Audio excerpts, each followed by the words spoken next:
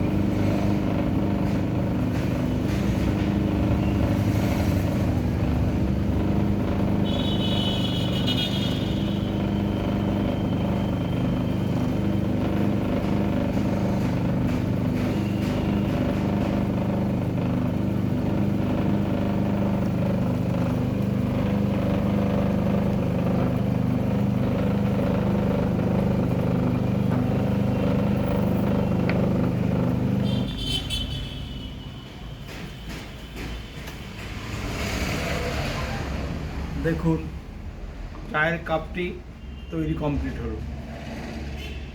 এই ধরনের কাপের শেপ এটা আমরা হ্যান্ডেলও ব্যবহার করতে পারি, উইদাউট হ্যান্ডেলও ব্যবহার করতে পারি।